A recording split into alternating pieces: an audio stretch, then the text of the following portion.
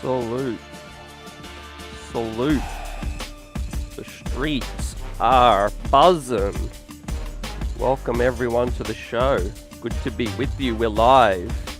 Salute. Welcome in. Salute to the best chat. Salute Knicks Nation. Here to talk about Josh Hart re-signing with the New York Knicks on a 4-year deal, $81 million. However, the 4th year is a team option. We'll talk about the details and much more, what Josh Hart means to this team. Want to get your thoughts on the deal, right? The minutes crunch coming up, the conversation continues this off-season. Salute. We'll talk about RJ Barrett, played with Team Canada. Canada went down to Germany, lost 86-81. The other night, RJ Barrett went 5 of 10, 12 points, efficient in the second half, took over the game. And what's more to come with Team USA and much more. Salute to Knicks Nation. How we feeling? Salute to the chat. Yeah, this deal, it was imminent.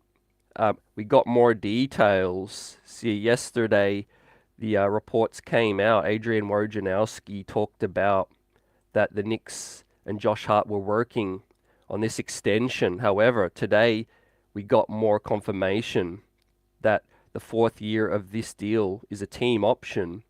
So 4 years, $81 million. Josh Hart has found a home. He's a New York Knick for the next 5 years. The deal's flexible.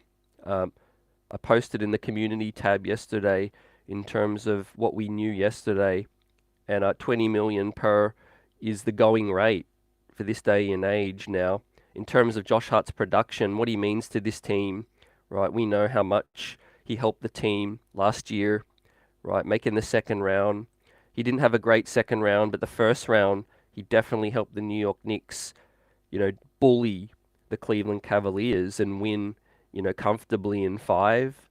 He helped the Knicks ascend in the regular season to get that 5th spot locked up. He came here, he's all about it. He wanted to play for the Knicks. He loves Tibbs, he loves Brunson, he loves Knicks fans, right? He wanted John Stark's number, and it's a done deal. Now let's talk about it. Salute JJ, Will, Jet Life. What's good? Yeah, congrats to Josh Hart being taken care of. CAA guy also, Tibbs guy. He opted in, obviously, to help us get Donte Divincenzo, so that can't be forgotten, and I think the Knicks took care of him. However, the deal looks even better when what we've come to learn today, which is the 4th year is a team option. So yeah, that was confirmed by Fred Katz. Salute to Fred. Team option in the final year, which basically makes the extension $58 million over 3 years guaranteed. With that option worth the biggest amount, 22.3 milli in 2020, 27, 28. Most people were on board with the deal yesterday, but with this news, this update today, you got to feel even better with it because it gives the New York Knicks some flexibility, more flexibility in terms of that deal. Now, it could set up a consolidation opportunity also. If the Knicks wanted to trade another starter, Emmanuel Quickley, someone else, whoever you want to trade, whoever needs to be traded to get that next star in, Josh Hart's minutes are going to go up. So I want to talk about it tonight. On screen, I got him at, my calculations, I got him at 24 minutes. But we know he's probably going to play a lot of small ball 4 if the Knicks don't bring someone in. I think that's a really nice sweet spot for Josh Hart, 24 minutes. But certainly on nights, if there's injuries throughout the regular season and, see how the game is going, I think Hart could definitely, find his way up to 30 minutes some nights comfortably. We know how much Tom Thibodeau loves him. But yeah, it's always what's next, like Will says in the chat, right? This is a power move in a way where, we're solidifying our foundations. That's important, fam, for a team that finished fifth, made the second round, defeated a team comfortably in the first round in the Cleveland Cavaliers that a lot of pundits, a lot of experts, media, fans said was a much better team. And that speaks to the impact Josh Hart had in the regular season and in the playoffs. You see him pulling in those crazy rebounds, one of the best rebounding guards in the league. So yeah, we'll continue to talk about it. We'll salute. We'll look at RJ Barrett's highlights. So make sure you continue watching along and have this conversation with us. Hope you're well. Salute to Knicks Nation. We'll continue to talk about Team USA and what's next as they prepare for another showcase matchup with Slovenia and Luka Doncic coming off a crazy performance against Montenegro, 34 points, 14 assists, 13 rebounds. Luka going nuclear in this FIBA game. Want to talk to you a bit more about what to expect with FIBA, because I want to highlight that the rules are different too. There's no 3 seconds in the paint. You can swat the ball off the rim. You can be more physical. And there's only 5 fouls as well. So it's about to get crazy with that. It's like street ball. So yeah, it's a completely different playing field as Germany defeated Canada. And we'll talk about that. We'll look at those highlights. But salute to the chat. Let us know. Continue to let us know how you feel about this deal. In terms of what I see, it was inevitable is the word I would say. It was necessary. Also, he changed our season drastically. But how we use Josh Hart is going to be critical too, because we can't forget about our guys, Emmanuel Quickley, RJ Barrett, right? It's huge, right? We have depth. We have an excellent squad. And how it's managed is going to be really, really important moving ahead. But yeah, how does this team option make you feel? Will says, I'm on board with the deal, but it does create more questions than answers. Yeah, in terms of what's next, agree with you. It's just good to get the deal done. Firstly, he can now start to ball out for Team USA.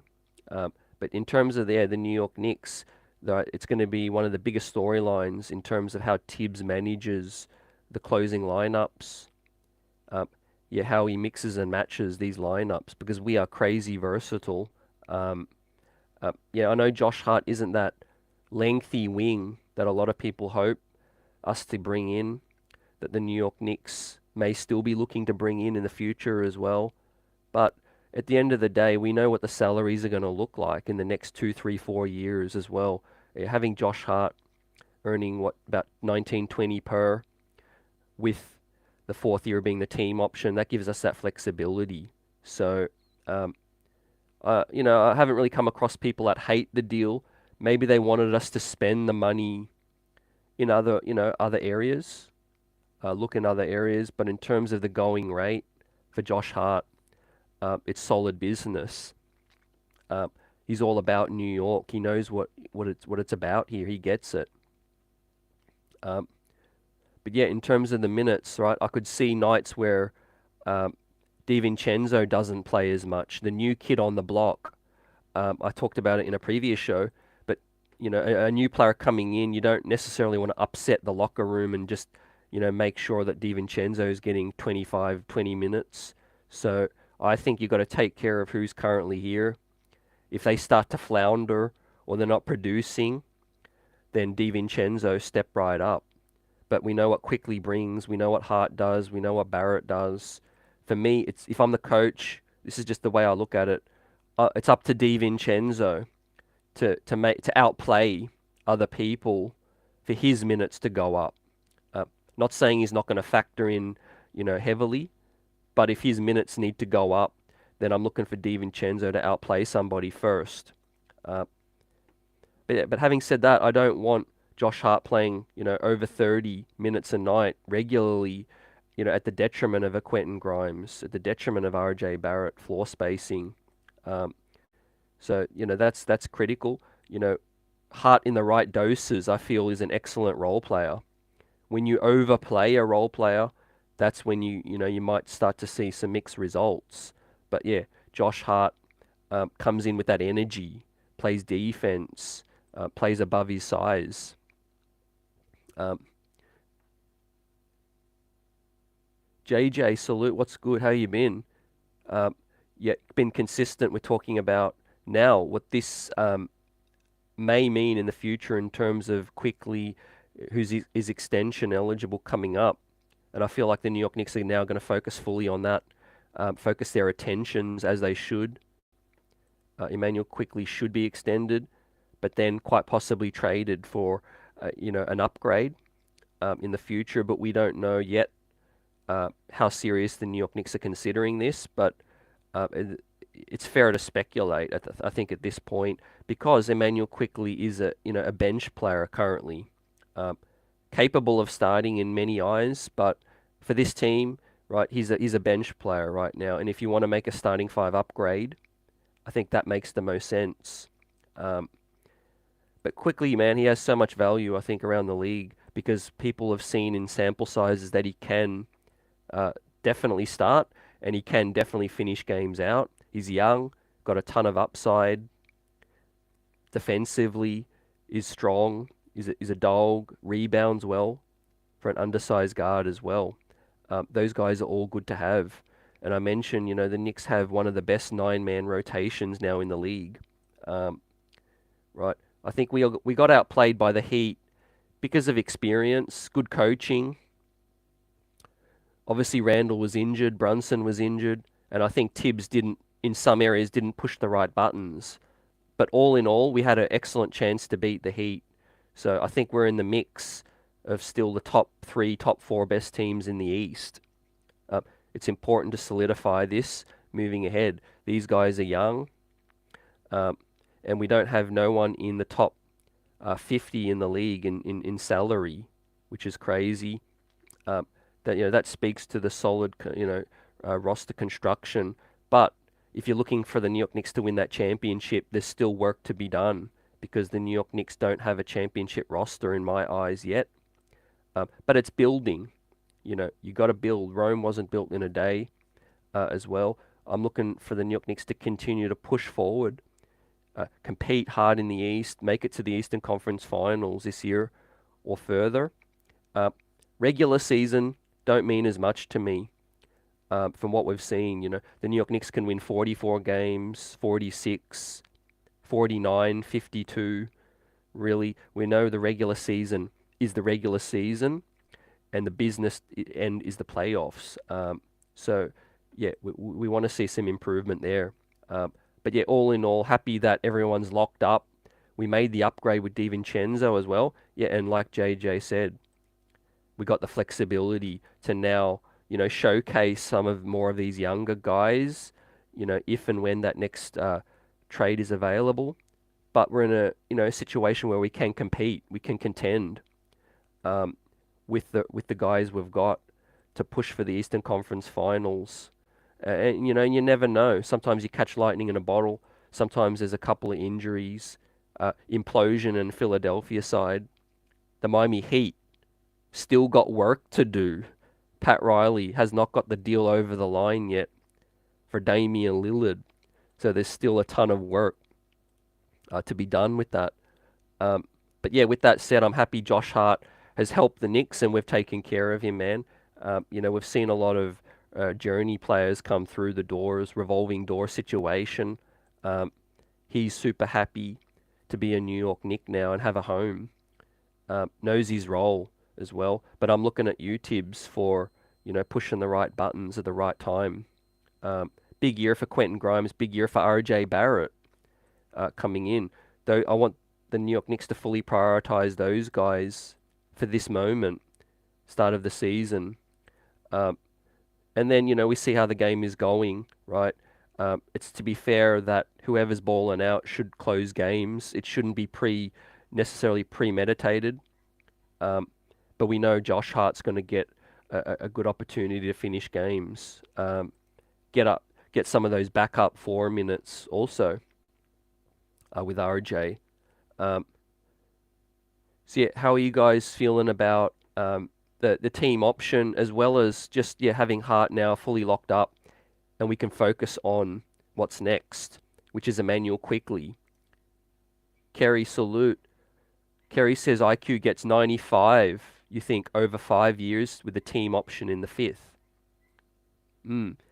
I feel like it's going to be around the 20 to 25 mil. If we can get Emmanuel Quickley for less than 20, that'll be great business. But I expect, on that note, man, I expect the New York Knicks to come to the agreement with Quick and his camp, and we come into this season, man, fully locked up. Obviously, Isaiah Hartenstein is going to be extension, will expire after next season. And then Quentin Grimes will then be extension eligible from next season onwards. But outside of that, man, we got the core. We got the band back together again. The expectations to improve are there. But the New York Knicks have that continuity, which we spoke about in the last show, and I think that's going to be the reason the Knicks get out to a hot start. I mean, you already see the chemistry between Hart, Brunson, Divincenzo's up in here now. There's just so much to, work in our favor in terms of the chemistry. We've seen a lot of seasons where the Knicks had to integrate pieces together early in the season. The preseason looked messy, and it took us a little while to gel. But right now, I don't think there's any need to gel at this point, or any pressure, because we're coming in with the familiarity from the playoffs, right? We just got a few things to clean up, but we'll be looking at a big summer for RJ Barrett and Team Canada. As I said, RJ Barrett played a big role in his previous game, which is maybe 2 days ago, I'm going to say now, the day before yesterday. But he's found his rhythm in the second half. RJ Barrett finished with 12 points, 5 of 10 from the field, and 2 of 4 from 3, and was Team Canada's second highest leading scorer. With that said, Jamal Murray didn't play. SGA came off the bench. Dylan Brooks came off the bench as well. But Team Germany are strong. They've got Franz Wagner, who ended up sinking the game winner with that situation. So let me pull up these highlights right now, and you can peep RJ Barrett's 12 points. With that said, he shot 2 of 4 from deep, which was solid, 12 points, and helped Team Canada come back. RJ got 2 steals, which was good. You want to see him get after it defensively, despite only allowing 5 fouls in the FIBA game. But popped a couple of shots there from deep, from the corner. The 2 steals was nice, getting to the cup. Nice assist there from Bully Barrett. These are warm-up games, so I don't read too much into players getting into their groove yet. And in terms of the team losing, it wasn't a huge surprise, because Germany got some NBA guys. Franz Wagner ended up hitting the winner as Germany won 86-81. Canada got off to that slow start. Like I said, no Murray, and Barrett started, and SGA came off the bench. Lou Dort, I think, was top scorer as well, just above RJ, with 14 points. But they got the Wagner brothers. Dennis Schroeder played decent as well, and Daniel Tice from the league. Schroeder has that injury cloud as well. We'll continue to chop this up. We'll follow Team Canada. We'll follow the progress of them throughout the tournament. Interestingly, SGA went 2 of 10. So he's trying to shake off a little bit of rust. I have high hopes for Canada in this tournament. And RJ Barrett's going to be a big piece for Team Canada. I want to see him continue to get starts. Andrew Wiggins not being part of the squad is going to help that case a lot for Bully. Did you guys catch any of the highlights? What are your thoughts? Um, yeah, Franz Wagner is absolutely legit. JJ, yeah, young up and coming stud. Uh, so yeah, these teams are not to be slept on. And like I said, because of the rules, it's kind of more of a level playing field. You can you can park yourself in the paint, right? You can stand there. The bigs can get busy. You can also swat the ball off the rim. Only 5 fouls, so it's going to be tricky. Um, don't know if Team USA are going to face any challenges getting in foul trouble. They've got very versatile mobile bigs. That's going to play a big key. Some of these European teams have got mountains for centers, 7'3" guys in Greece. Um, Giannis Antetokounmpo, his decision to play in the tournament is going to be decided today or tomorrow, as he goes to the US to consult a doctor in terms of the minor surgery he had on his knee. So Giannis may not play. That opens the door for that. But Team USA should cruise through their group. But it appears Canada maybe a slightly, maybe not overhyped, but they've got work to do. They've been inconsistent in FIBA tournaments. And, the stage is set for Bully Barrett to make his name in the international game also now for his country. And like I said, solid performance, going up against NBA talent, right? It's no joke, is this competition. Yeah, and Bully Barrett, at least you want to see him, continue to be efficient. There, he can get to the paint whenever he needs to. There, he puts the dribbles, puts the moves on the big there. That's a move I've noticed RJ use a lot more too recently. That little push shot in the paint. Instead of trying to barrel into traffic, he, he's crafted a couple more moves in terms of the floater game as well. There he is, getting left always, finishing like he always does. But Team USA also are in practice right now. So, yeah, Team USA is in practice, and Jalen Brunson now, Josh Hart, can get busy as they prepare to face Slovenia, Spain, Greece in their warm-up games, and then Germany also. There we see Jalen Brunson there in day 2 of their practice. Nice kick out to the 3-point stroke for Triple J. Yeah, it's a treat, man, seeing Brunson feed these bigs as well. Leader of the team, leading his country. It's a big summer for the New York Knicks with these guys and continuity.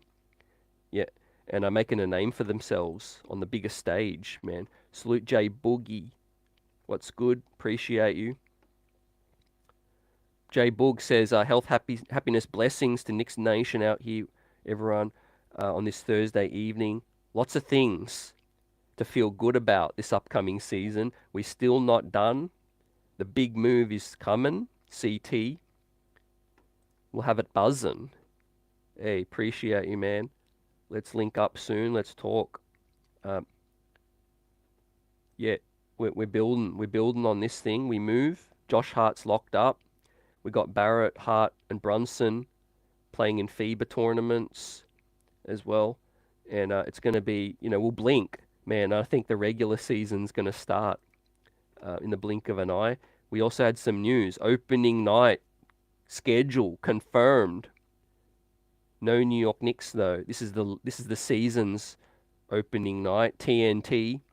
What are you guys' thoughts on the Lakers taking on at Denver Nuggets? Right, typical of the NBA to give the Lakers opening night as well. We know they're looking for the ratings in that situation. But that's a spicy Western Conference matchup, best believe that. And the Phoenix Suns at the Warriors is a big clash as well. So yeah, I'm with it. I don't mind those 2 matchups for opening night. I would assume the Knicks, because we're coming off a good season, we should get a ton of national games. We should probably play on the second night of the season opener. Um, and maybe we'll play Cleveland. I know they like to link the playoff battles up. Maybe we'll play Miami at MSG. Um, I want you guys to let me know. Replay gang, chat in the comments.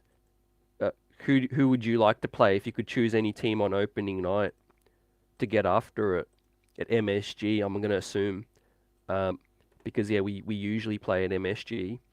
Um, yeah, so that's good. Uh, but yeah, Josh Hart with the team option. Speaking of good, uh, you know, smart work with this situation. You know, cooperation is what you need. Obviously, I think it's still a slight overpay in terms of a yearly amount from what we're used to, but he was taken care of. And I think they're going to learn a lot from just that small sample that Josh Hart came in. Remember, it was like 30 games, maybe less than 30. So I think, yeah, there's still some tweaking we can do. In my eyes, it's the minutes. I'm gonna assume Quickley is extended, and then we see how we look throughout this regular season. I could see us keeping this whole core for another year, and look at things in the off season next season. But I could also see us, monitor the trade deadline and how that looks, uh, through the season, because there's a lot of teams to watch, and I'll do it in my full season preview. But there's a lot of teams to watch in terms of Toronto. What happens with the Clippers, with Paul George? What happens if they start slow? Um, right? What happens in Chicago? There's a lot of pressure on them too, right? They're not willing to trade Zach LaVine yet. The Clippers aren't willing to trade PG. What happens if they start slow and they're seventh in the East and the West, or ninth? So we might get a cheaper price. So I'm not putting past the New York Knicks to make a big move within the next 12 months, within this season. It's still a big possibility. I know Emmanuel Quickley's camp and his desire is to be a starter in this league, and I think he will be one day. But I do think it's a situation where we've at least got one more year in terms of whether it becomes a distraction or any issue. I think Emmanuel is going to be, ready to come back and make amends for a sour playoff situation with the injury, and also with his ability to continue to be that sixth man of the year and really earn that crown that I felt he deserved. Malcolm Brogdon got the award, so yeah, that's a situation where Quickly's going to, try to take that award next time, and continue to be really consistent for the team and for the New York Knicks is big. Kerry says, let's say we trade Fournier for a pick. Who are we replacing him with? Fournier's making 19 milli this year. Yeah, that's the trick. That's the challenge in why a Fournier trade hasn't happened yet. In my opinion, if Fournier was earning 13 mil, that trade would have been done. Would have been done already. So I think with that said, we'll probably keep Fournier, maybe up until the trade deadline. Maybe with less games remaining, less salary to pay, that trade might be easier. But like you said before, FIBA tournament coming up, great opportunity for Fournier to ball out, show what he can continue to do. Yeah, and I think it's going to be a big situation to watch, and we will continue to cover it throughout this tourney, which is big for these New York Knicks. Yeah, I'm enjoying this off season, this downtime. Hope everyone's chilling. Hope you've been well. It's good to be with you. The streets are always buzzing, smashing that like button, because yeah, it's a good day. Anytime we lock up a great player of ours, and we continue to build this foundation.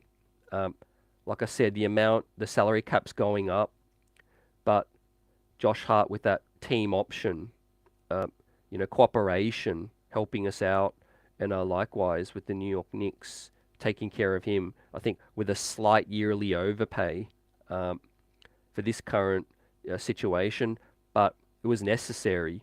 It was necessary. We already made the move for Josh Hart, yeah, and we know how much he helps this team. Yeah, continue to let me know if you saw the Team USA victory against Puerto Rico. What do you like about this squad? Where do you think Hart's going to factor in? We know what Brunson's going to do. But yeah, I expect Hart to probably play in some of these upcoming games now against Slovenia. We've got Spain, Greece, and Germany coming up. And RJ Barrett and Team Canada will also continue their preparations, which is big. We'll continue to monitor that. They're playing New Zealand next, is Team Canada. So, yeah, Bully Barrett will continue to get these reps in as we go along.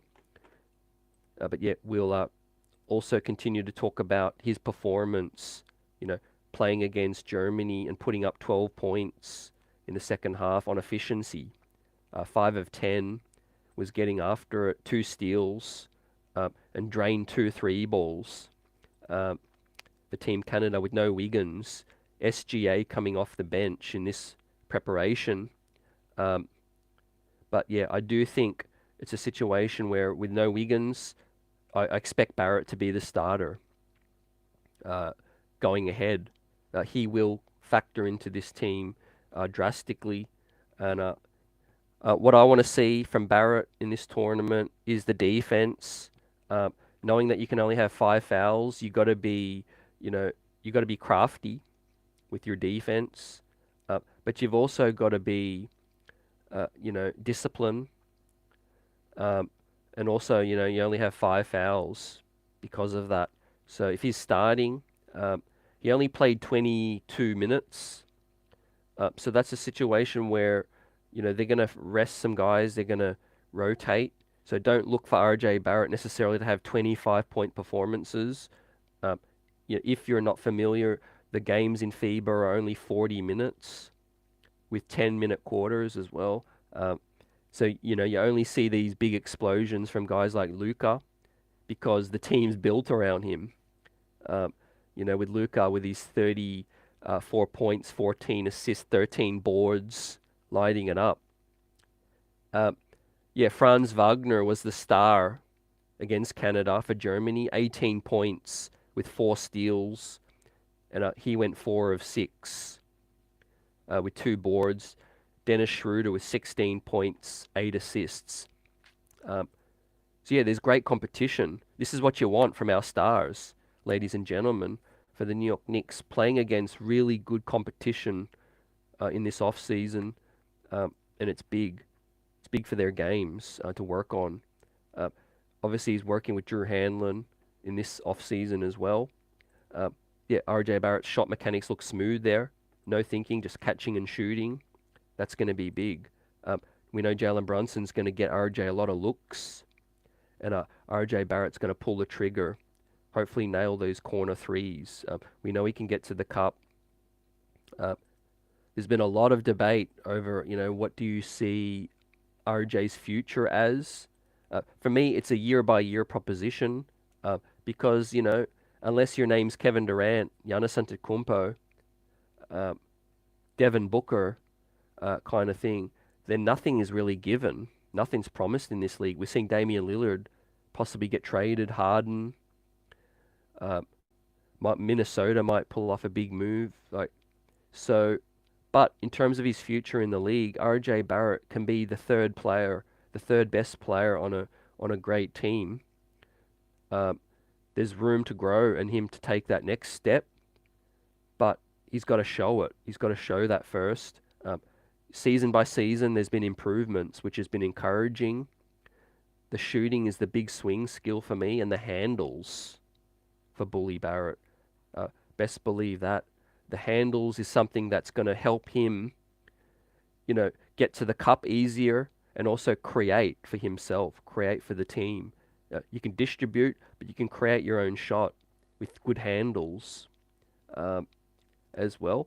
But yeah, everyone talks about the efficiency, finishing in traffic, being smarter, knowing, when should I bully into the trees, and when should I kind of pull up for a little midi or that little floater game, push shot. So that's something I'm really looking to see RJ Barrett grow. He improved that in the second part of the season. I felt his shot selection improved. That's the shot I'm talking about in terms of, not barreling into traffic, but just going over them, using some of that length that RJ Barrett has, I think, is critical for the New York Knicks and his success. So, yeah, with that said, he's the third best player on our team right now, and we're a good team. We made the second round. If Barrett improves, it's going to help take this team to that next step. He's on a reasonable, friendly deal right now. So if his play pops, incrementally in the next 2 seasons, if he's still with the New York Knicks, that's great. I can see him continuing to be that third best option, on hopefully a contending team.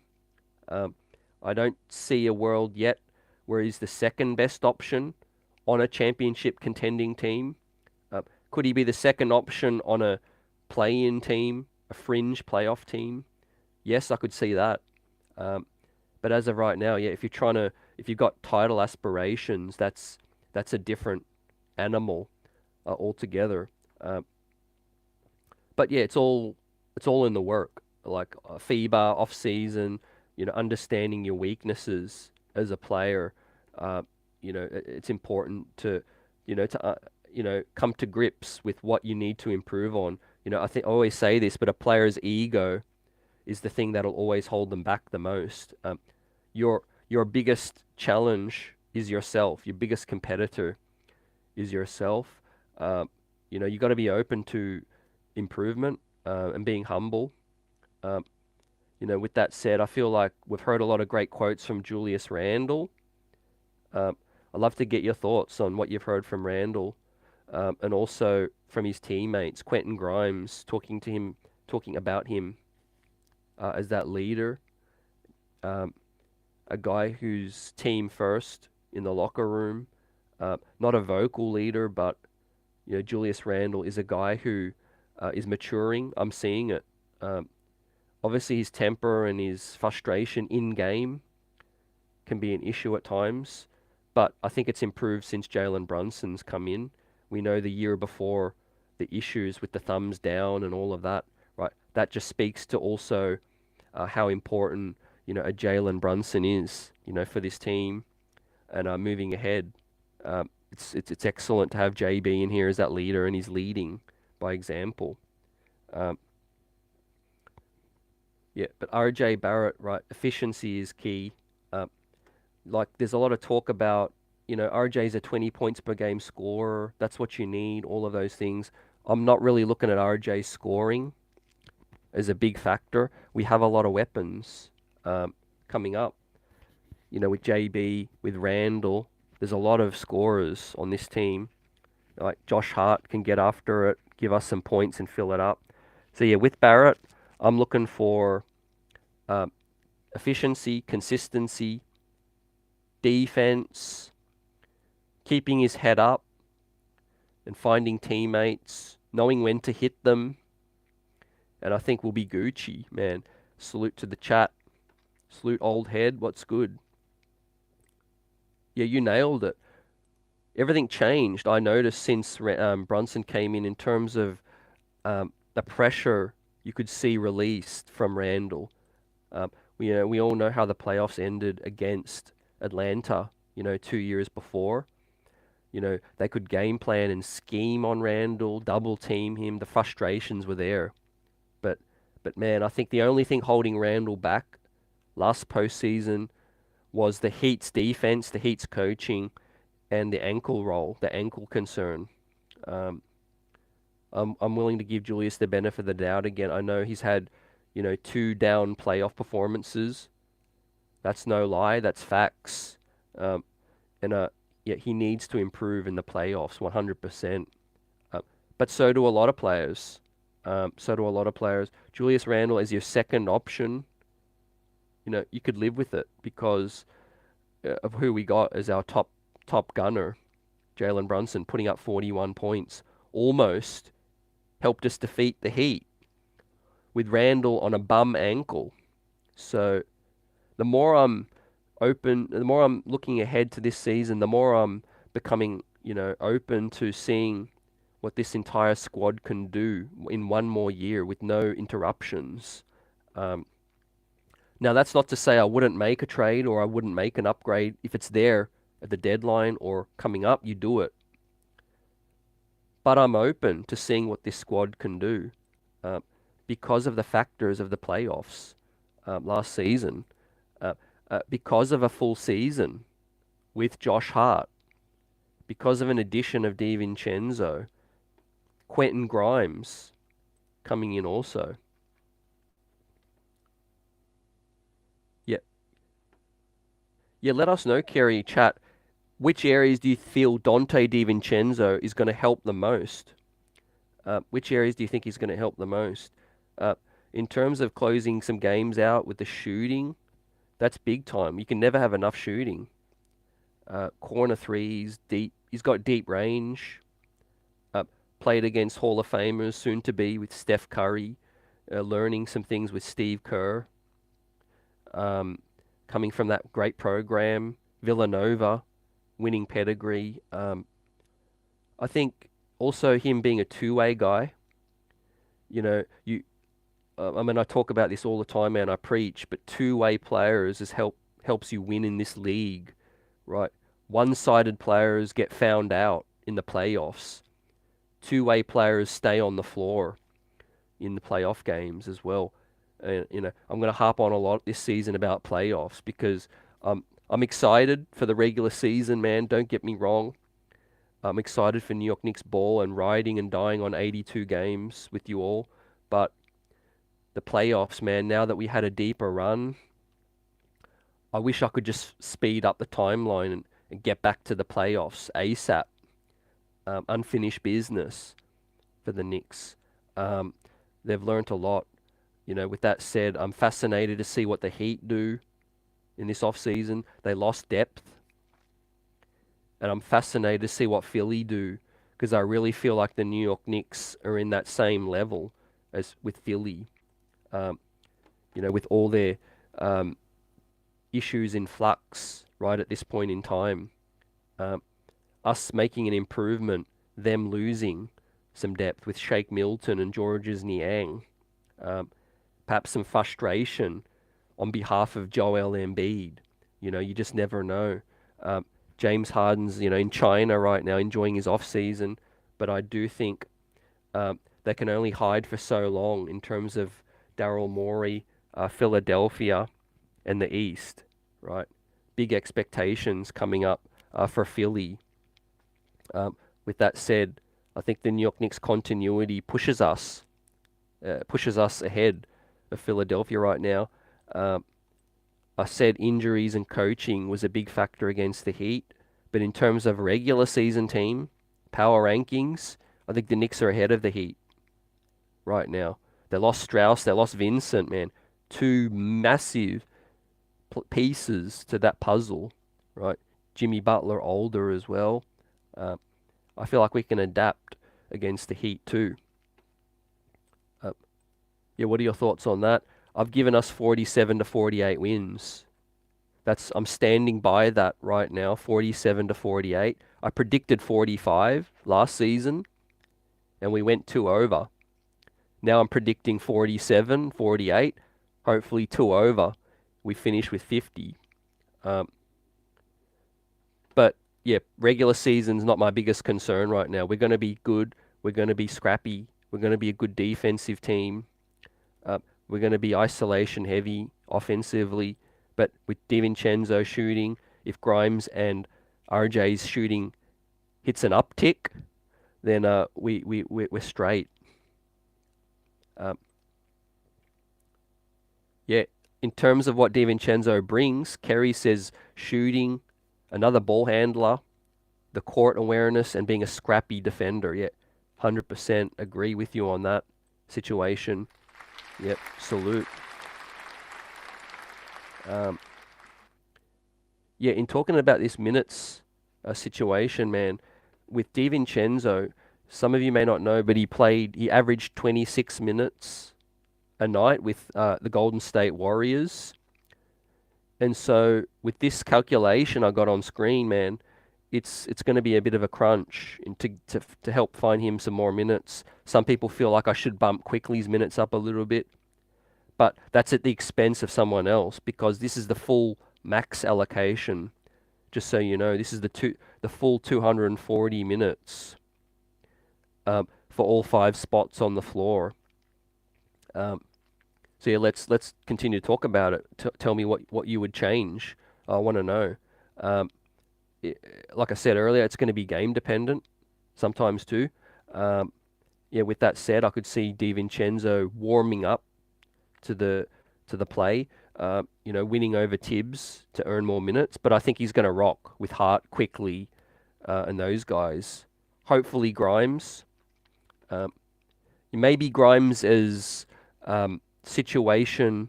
Maybe a situation with the ankle was a factor, but I felt like Tibbs definitely made the wrong decision to start Hart over Grimes. And we saw the difference when when Grimes came into the starting unit finally, later in that Heat series. Yeah. Wow, man. Yeah, you're going optimistic with this one, but I could see it 52. Kerry says 52 to 56 if healthy. Yeah, health is always a huge thing. We hope that these guys all stay healthy. We had a pretty good run with injuries last season, man. We are a little thin in the big man department. Obviously, I think they'll fix up that power forward spot. I really do feel like they'll do something. I think it's August. There's no need to worry about it or panic. But I have a hard time believing that Isaiah Roby is going to be, the permanent backup for whether he gets minutes or not. But the next in line, the 10th man, I have a hard time seeing that. I think they're going to bring in another bruiser, maybe a guy who can shoot, Gorgie Jang, someone like that.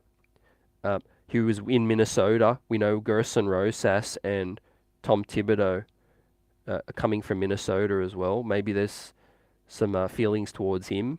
Maybe it's someone else. Salute old head. 548. That's practical. Yep. Gerard says Knicks have enough question marks to worry about other teams. Let us know. I want to hear your thoughts on those question marks moving ahead. For me, the biggest question marks are the playoffs. I think regular season, Tom Thibodeau is going to go all out with that. Minutes police, look out. With that said, I could see him just, doubling down on this 9-man rotation. To hell with Roby and another power forward. 9-man rotation, let's have it. Maybe Julius Randle plays 41 minutes, 38 minutes. With that said, early in the season, coming off a big off season with no games for Randle. All the reports are he's healing up from his ankle surgery. It was a clean-up procedure. It was nothing major, but it is still something to monitor. Any kind of surgery and your rehabilitation is key for Julius. I think he's going to come back another animal. He's going to have a crazy season, all-star type season again. I just think, a guy like him, his motivation where he's at right now, together with Jalen Brunson, have pretty good chemistry for the first season around, and I think that's going to improve. I think continuity speaks for so much. That's why I've got the New York Knicks currently in the 3rd in the power rankings. But I tell you, playoffs are matchup dependent. It's all about matchups in the playoffs. It's all about knockout elimination kind of situations. So all bets are off in the playoffs. It's buckle up, right? The Cavs finished ahead of the Knicks, and the Knicks blew them out. The Knicks finished ahead of the Heat, but the Heat eliminated us. So it's purely on matchups, coaching, all of those things. And as I said, I'd be okay if the Knicks got 44 wins and we were able to finish fourth, 46 wins and finish fourth. Um, really, it's all about matchups for me. Yeah, salute to the best chat in the biz, Knicks Nation. Salute to the Knicks Streets. Uh, so far, we're making moves in terms of retaining everyone we've got and are doubling down on the success of a second round performance last season. But I'm sure we're banking on internal development as well to help this squad. We've got two starters in situations with Quentin Grimes and Barrett to help push this team along. Not just Divincenzo, not just Brunson and Randle and Mitch, not forgetting about Mitch and Hart, but in my opinion, two guys to watch because I do think Emmanuel Quickley is going to be Emmanuel Quickley. Quentin Grimes though had a pretty interrupted season. Remember, he didn't start to begin the season. It was Evan Fournier. Then they made that switch up. But with Quentin Grimes, extra strength, body conditioning, getting in that weight room, son, and have that shot consistent, that's going to help. Going to help us a ton. Bully Barrett also putting in those reps for his country with FIBA. Growing off that playoff performance. He had a 26-point performance, remember, against, I think it was the Heat. Some solid games against Cleveland as well. Helped us out a lot in that series as well. So with Barrett, you can't sweep everything under the rug. I'm looking at it as a totality. There were nights when he didn't deserve to finish games in the regular season. He was poor in Game 6 against the Heat.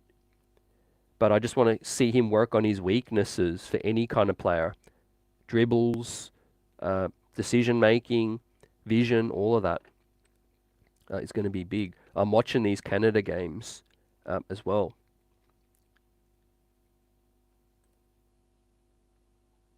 Surprise player is Jeffries, says Kerry.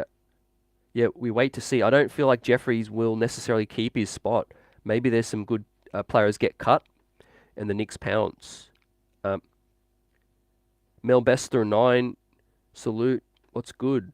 9 to 10 man rotation is Brunson, Randle, RJ, Mitch, Grimes. Second unit off the bench. Quickley, Hart, Dante, Hart, and Sims.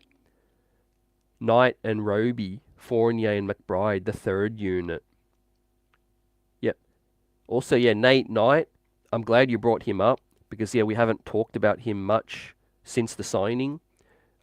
He's a guy who I feel is, someone to look out for, to be that end of the bench 10th guy, 11th guy, and is capable of playing spot minutes in the league.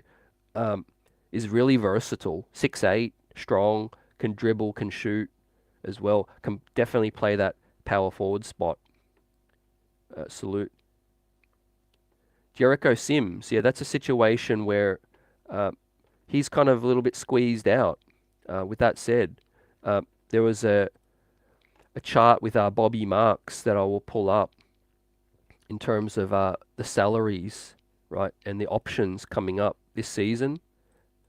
Now we got in red, we obviously got the team options. So we've got Evan Fournier. We're going to decline that team option. His fourth year, best believe that. Unless maybe we need the salary for a big trade in the summer. We could pick up that option maybe and then trade him. But I feel like we'll trade Fournier this season still. Then there's Quentin Grimes, his $4.2 million team option. That's a no-brainer. And Jericho, like you said, is earning a $2 million option, a salary for 2024-25.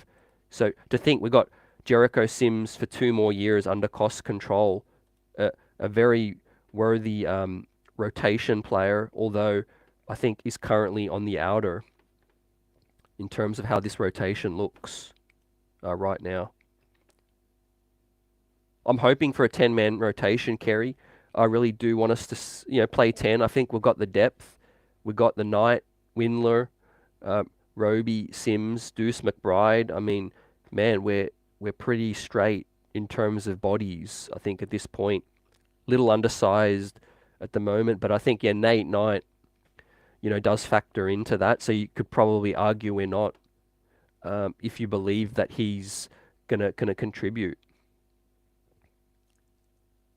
Dirty salute, what's good? Learning how much Kerr loves Brunson. I could see him taking Tibbs' job one day. What are our thoughts on that? My thoughts on that are,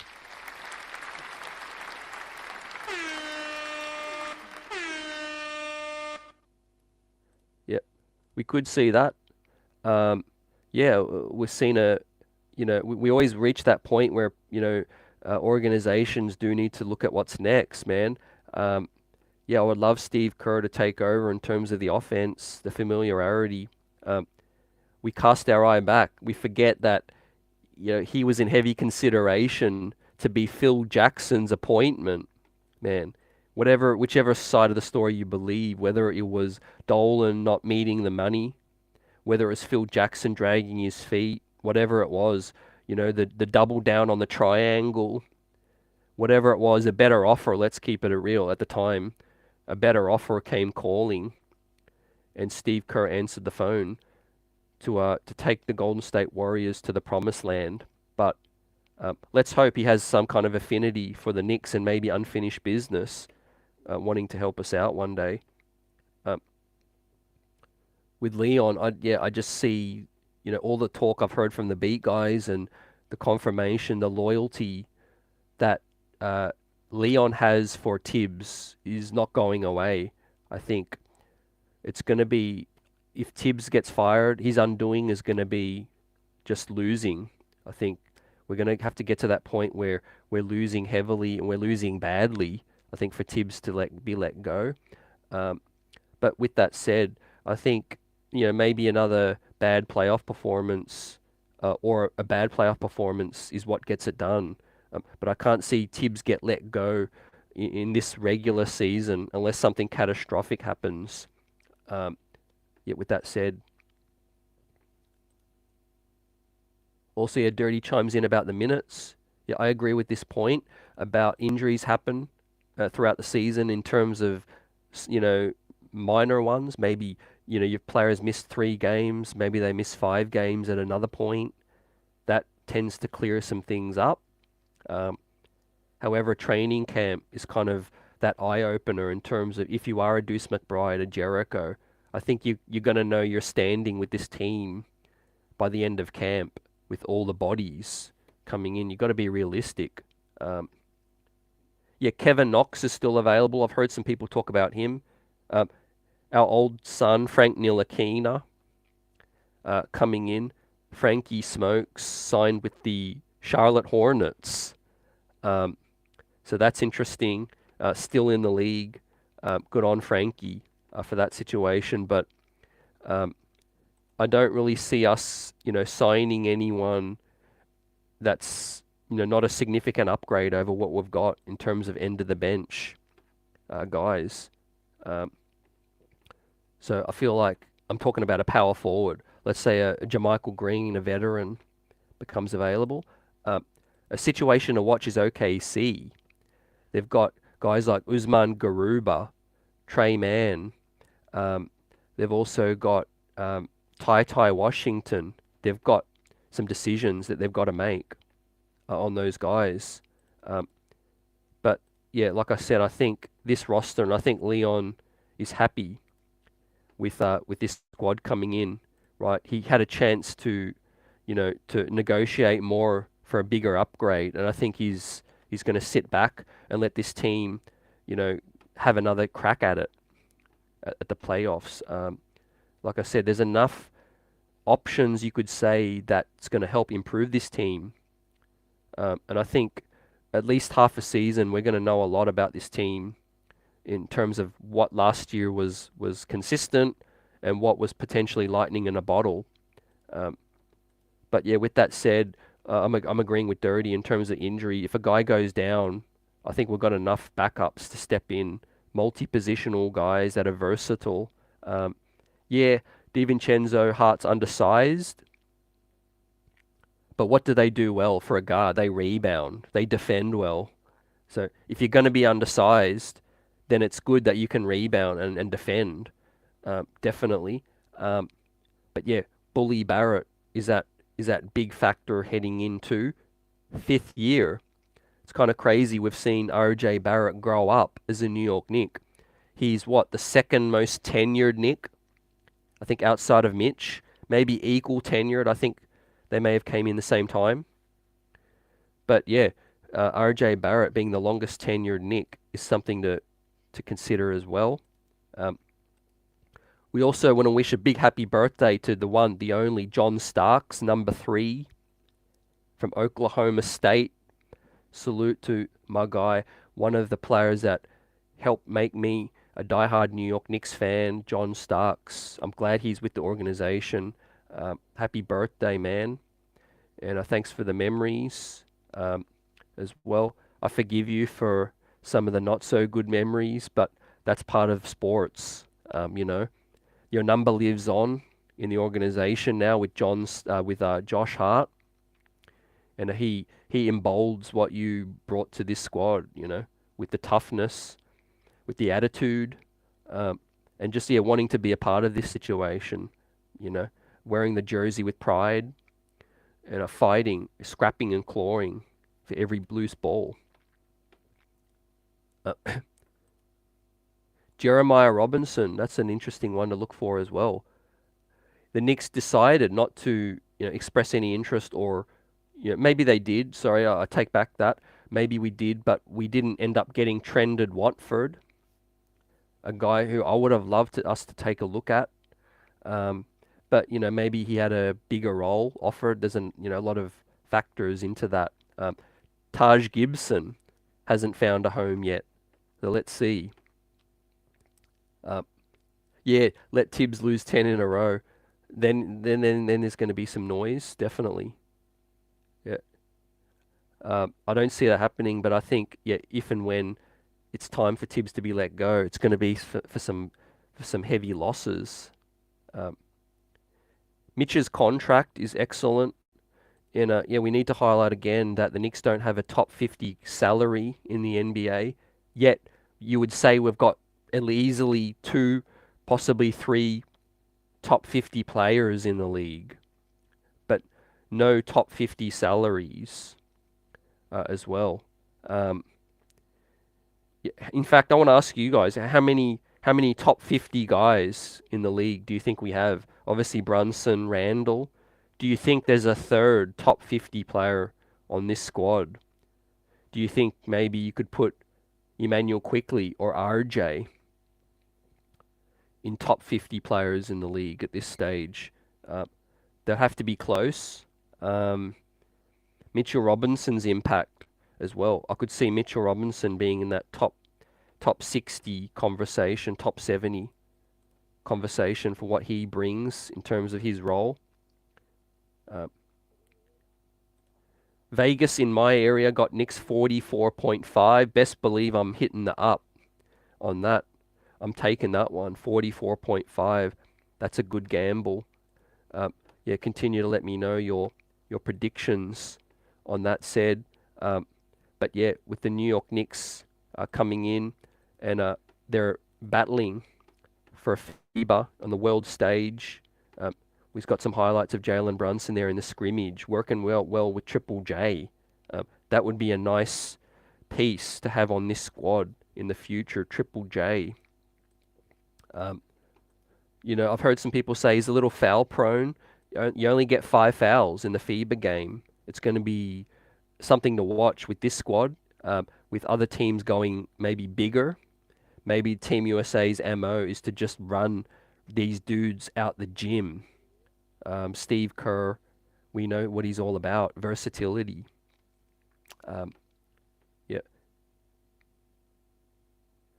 Taj will be interesting to see if he gets another gig. I'll have to think it's with the Wizards again or with the Knicks. Otherwise, he might hang them up. Oldhead feels like we should still look in that backup 4. I think they may be high on an on Nate Knight, what he brings, because we do have guys that worked with him, with Gerson Rosas, so we do come in with some familiarity. But I agree with you. I think we will still sign another veteran. It may not be early. It may be later. Maybe at some point when guys get waived. Uh, if Vegas is right and we are close to a play-in team, the Heat will be on Tibbs. Uh, I may have missed something, but what's Vegas got us at? Yeah, at the 44, like you said. Um, yeah, I think they're usually a little bit off, or sometimes a lot off, but given the season we had, but some teams have improved. I think Vegas having us at maybe 45, 46 would be fair, but in my area they've got us down to 44, so I'm definitely taking the overs on that situation. Um, yeah, at some point you've just got to double down and bet on what you've got as well. Bet on internal improvement. Um, and the pedigree Grimes and Barrett come in with as well. You know, not a lot of players their age, let's keep it real, get to play with two all-stars. So that's taken a lot of pressure off them. Think about it. If you're Orlando, you got Franz Wagner, Banchero, you don't really have any solid all-star veterans to bring you up. That it's produce every night to help your team win. But guys like Grimes and Barrett can, I'm going to say they've kind of got it quite good. Playing alongside Brunson and Randle, because those are the guys that take the heat. If we lose, mostly it's because Randle or Brunson were either out or, didn't have an efficient night. Um, so yeah, Grimes and Barrett, I'm putting more heat on them. I'm putting more spotlight on them this season, right? Third year for Grimes, fifth year for Barrett. Yeah, the excuses basically, are dwindling. Uh, like I said, uh, you know, in certain instances, you can just stand there and be a catch and shoot guy. So, work on your 3-point shooting. Be more efficient. Uh, I think, okay, Vegas got us, you think, at the fifth, sixth seed based on the win totals. Hmm. Yeah, maybe they're factoring in a lot with the Dame, with the Heat situation. Um, I know there's been a bit of debate over the Cleveland Cavs. What do you make of them? We wash them. They bring in Georges Niang and Strauss, two solid upgrades. I think we made an upgrade. I think the upgrades cancel each other out, if I'm keeping it real. Like I don't rate Georges Niang that much. Like he fills their need, but it's not like he's going to come in and play 28, 30 minutes. I don't think. He's going to help them some. But it's not like Divincenzo not going to help us some as well. Josh Hart for 60 more games, 50 more games. That's going to help us heaps as well.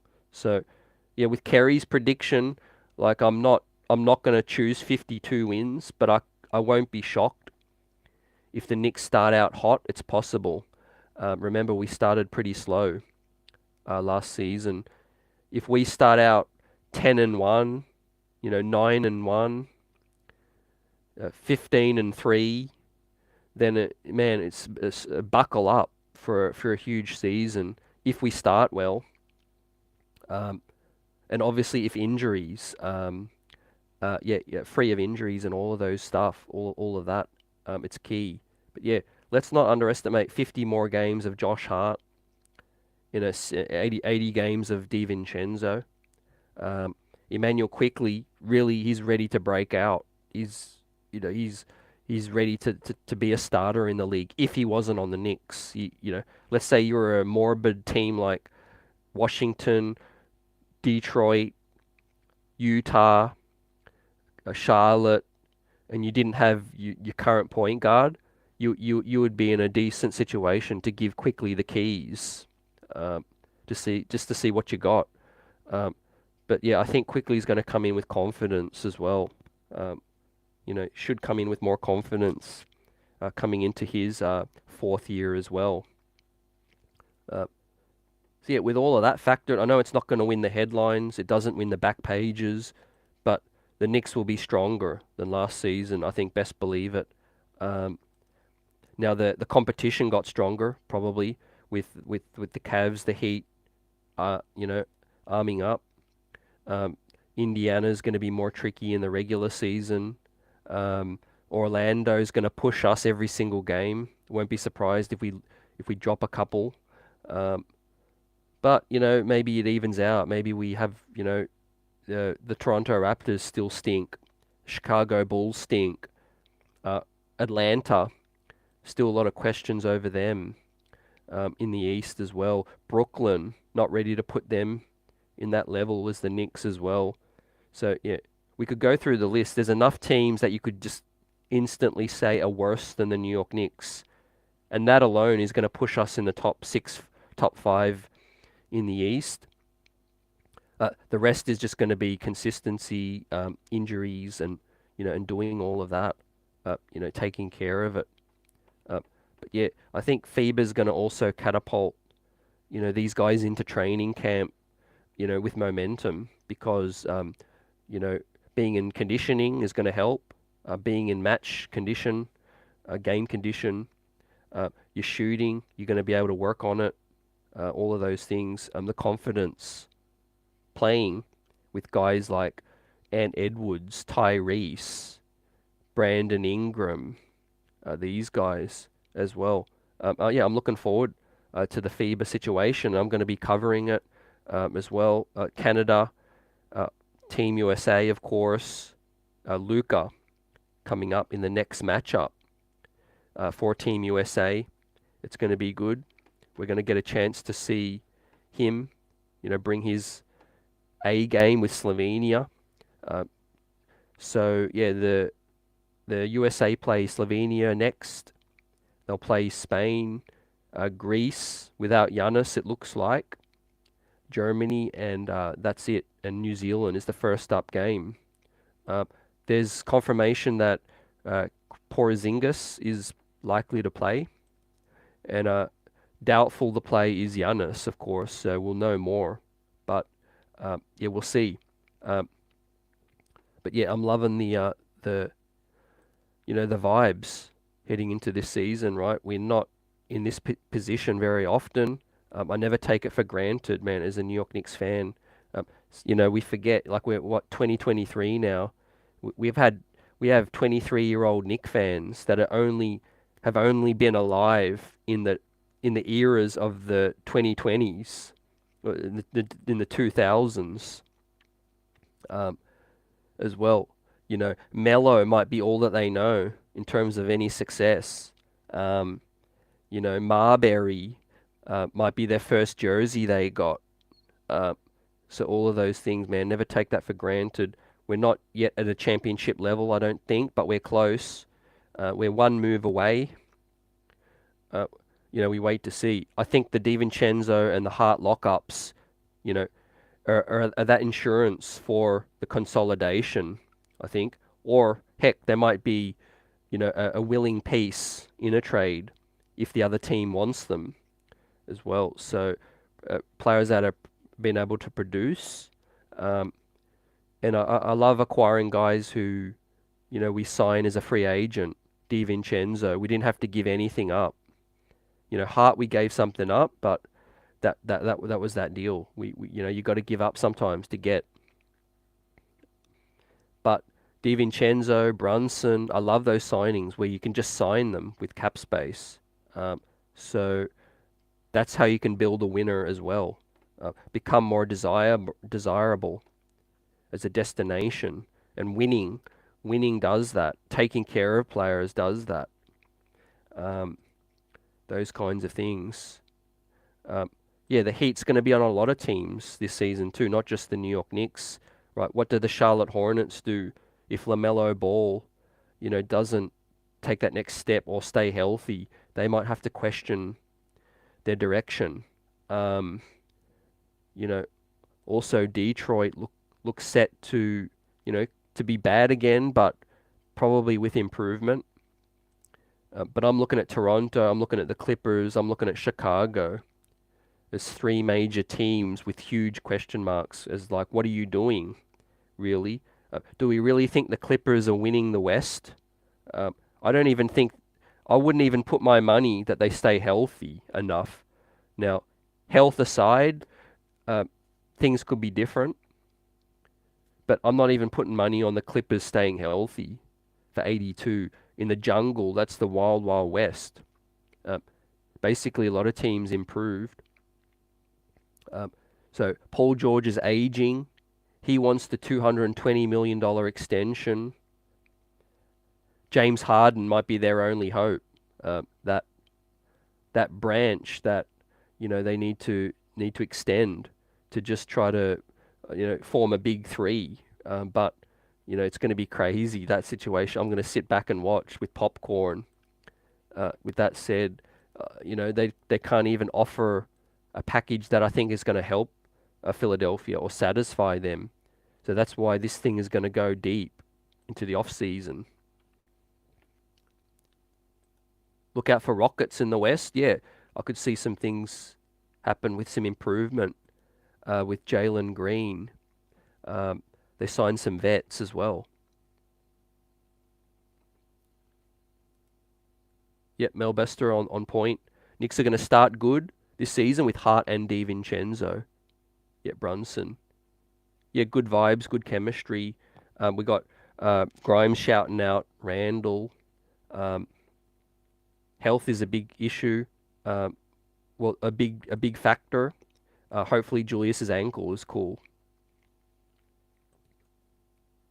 What's good, Rashad? The Knicks would be looking to trade Quickley next year in a package deal. They will not re-sign because of who they gave the bag to this year.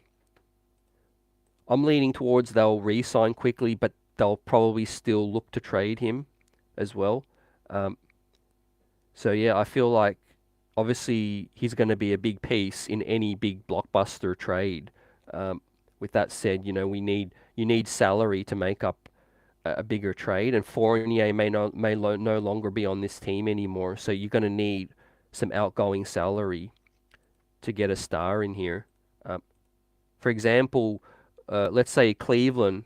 How did I leave them out? Cleveland's another team under pressure, right? Let's say they either have a solid regular season and flame out again, or they have a bad season altogether. The clock's ticking on Donovan Mitchell. So, given the fact that they lost LeBron for nothing and they traded a lot to get Spider, I would be shocked if they take that gamble and let Spider get to unrestricted free agency. That would be the definition of walking the tightrope. Now I know teams can offer more, or maybe they're just willing to pay him the mega max or whatever it is. But I think Spider hasn't been a free agent in his entire career, and he's only played in Utah and Cleveland, and I think he's definitely gonna explore that switch.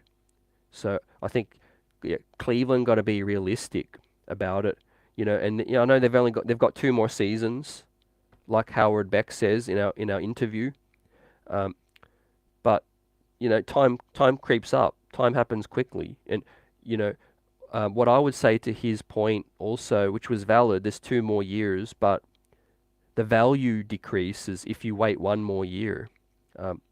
If you, like Tim Bontemps said of ESPN, a smart man in that scenario, if he was running the Cavs, right, a guy who has no emotion, no attachment, always listen to a guy that has nothing at stake, nothing to lose, because he's just looking at it like, if I'm running this team, I've got no connections to Spider, New York, or Cleveland. I'm just looking at it from my vantage point. And Bontemps said they should trade Spider because of that challenge that faces them in 2 more years. But do you want to wait until that becomes a bigger issue, or do you want to get on top of it right now? Right. If you trade Spider with 1 year remaining on the deal, and you're a team like Chicago or another team that you're not quite sure he's going to commit, are you going to give up maximum assets for him? No. if you could trade for Spider and have 2 years on his deal still, would you be more likely to give up more assets right now? Yes, you would. You would give up more assets because you got 2 more years of Spider. But if you wait 1 more year, then the pressure grows. So that's my thoughts, on that situation with Spider and Cleveland. The closer you get to that, the more fire you're playing with, basically. The fire is going to grow. Yeah, Indy's going to be fun to watch with Obi, with Walker, their young core with Nemhard, Mathurin, Tyrese. I could see them definitely in the play-in. I could see them definitely in the play-in with Indiana. I've got them right now in, seventh. Seventh is probably best case scenario. I'll be shocked if they could overlap Cleveland, Philly, or any other team. I think seven's the max. But you're talking about Tyrese. You're talking about those young core that can grow. Obi's going to give them a nice boost. Rick Carlisle. But I'll probably I'll update this in the coming week. And I'll probably bump them down a little. Maybe boost Brooklyn or Atlanta, maybe even. Just because they look like they might pull off, they're trying to pull off a bigger trade for Siakam. But yeah, Indiana's going to be fun to watch. I want all the best for Obi, all of that. Yeah, we wish, again, John Starks happy birthday today. Some other news I want to get your thoughts on is former New York Knick Amari Stoudemire. News came out that the Phoenix Suns are going to retire Sean Marion and Amari as well, which I thought was solid. I thought that was a nice touch in terms of, acknowledging, guys who elevated that franchise, one of the golden eras of that franchise. Yeah, they didn't win. They didn't win the chip, but neither did Charles Barkley either. So that was cool, maybe Melo's number will get retired with the Knicks one day, and now Amari is going to have his number retired with Phoenix as well. So it didn't work out with the Knicks, but Amari took the money. He came to the New York Knicks, and gave it his best. There was some ups, there was downs. The 30-point streak before Carmelo came was fun. With Gallinari, with Chandler, with those guys, that was fun. Amari was one of the most dominant forces in the league at the 4 spot. Really kind of revolutionized the 4 in terms of pick and roll finishing, but shooting, spot up shooting as well. But salute to Stat as well, and his wine baths as well, man. As well, you could sit back and have a wine bath, knowing that his number's in the rafters.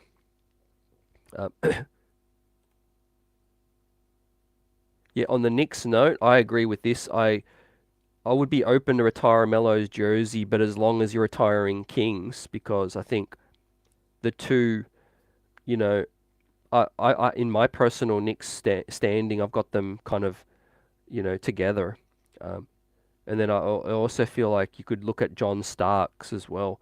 Now, I know Melo ascended in terms of a lot more time and records, I think, with scoring, all of those things, but I think that those guys are team legends as well still.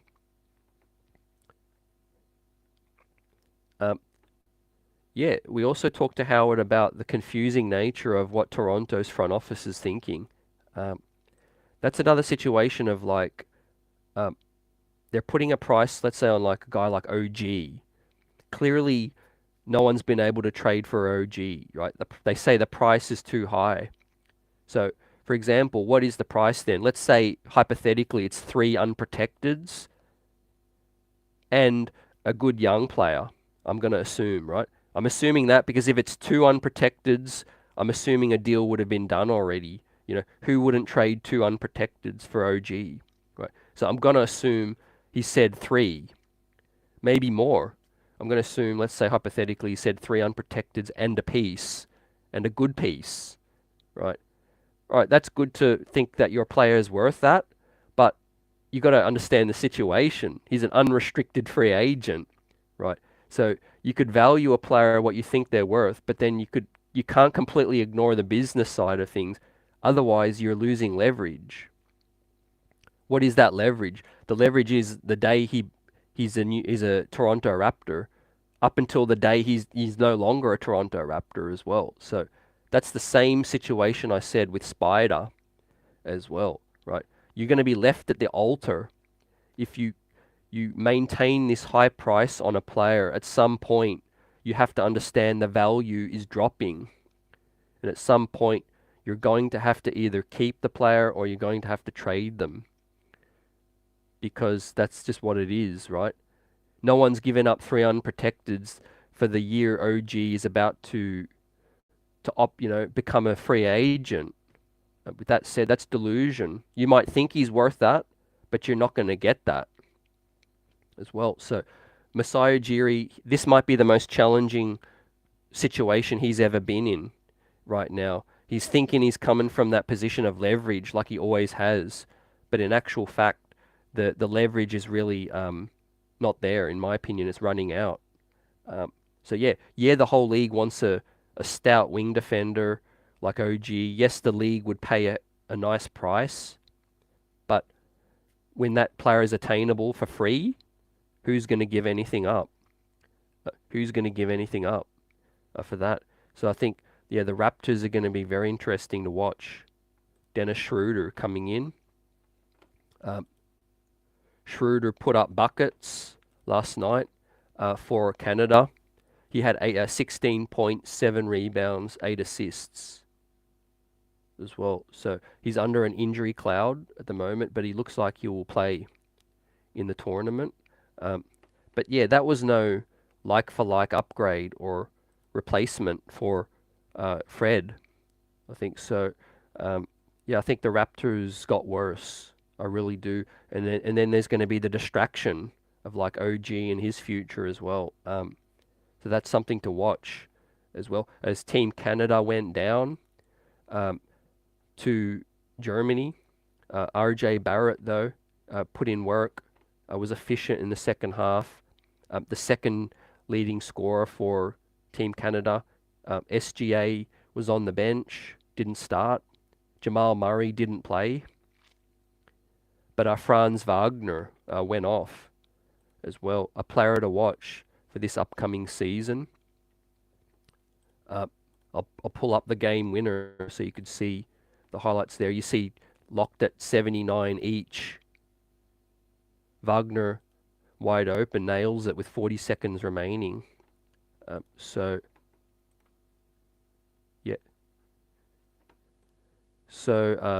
Germany's not going to be a team to take lightly.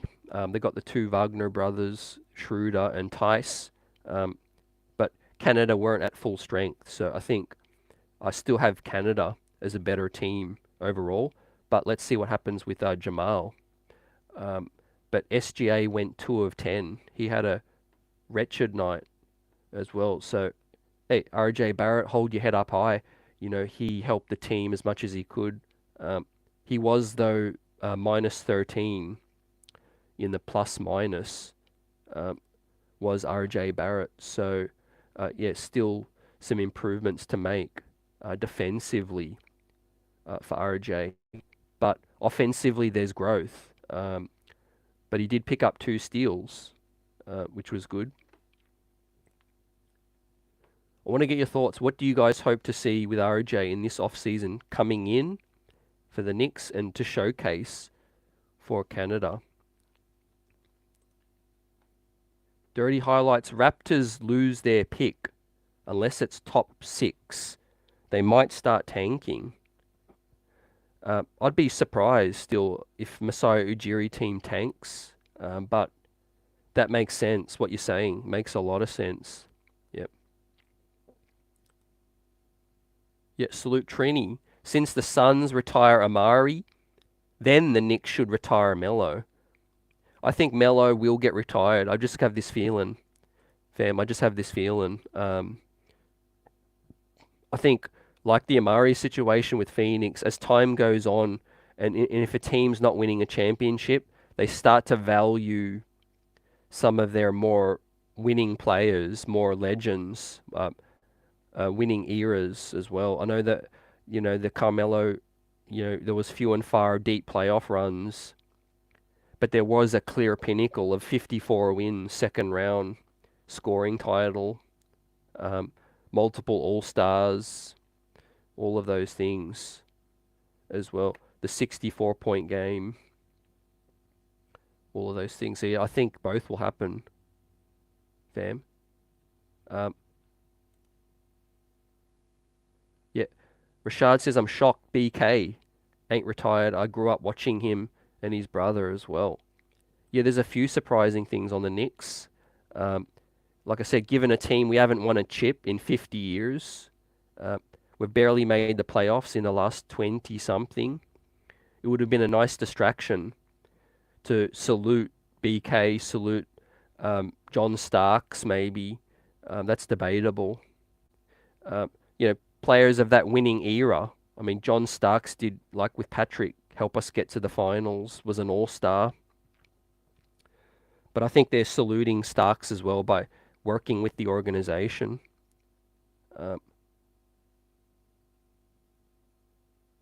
Yeah, Fred VanVleet, I was sick of seeing him torch the Knicks so many times. And then he ghosted us at the free agent meeting as well. Well, there was no meeting. He didn't really ghost us, but yeah, he didn't take the meeting. Fred VanVleet, so yeah, he went to another team, the Rockets. I don't think they're in any better position to win. So I think he just chose the bag for that. Ron Harper, salute, yep. What are you guys' thoughts towards John Starks? Right, we're on that topic. It's his birthday. Happy born day to number 3.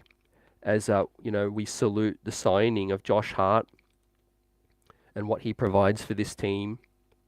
Josh Hart is a guy who embraced John Starks, came in here, and is a guy that's embodying his qualities as a player, that gets after it, chippy, wanted the number 3.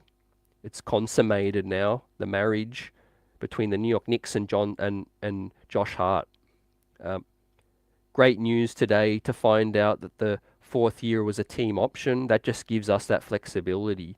Remember, that's going to be a big period in the Knicks decisions, with Jalen Brunson being, earning big money by that year, and also Julius Randle, if he's extended by then, is going to be big money also. So a team option means, hey, if 22 million of that year looks like it's, and his play hasn't dropped, that's a bargain production signing contract. Or it gives us the flexibility to say, hey, we could trade him to another team, and then they could just decline the option. So it's a tradable deal in the 3rd year if we wanted to trade him, and the team acquiring him, didn't need him, etc. as well. So yeah, Brock Aller, all of that front office work has helped out with that situation. Mel Bester says, I don't see the Nets making the playoffs. First season without Durant and Kyrie yet. They're stacked at the wings, man, with Cam Johnson, with Mikal, with Dorian Finney-Smith, Ben Simmons. There's another guy I'm missing out on as well. But yeah, they've got some questions, big questions over the guard play, I think. I think they're trying to trade Simmons also. Maybe they get Tyler Hero. I think that's holding up the league right now.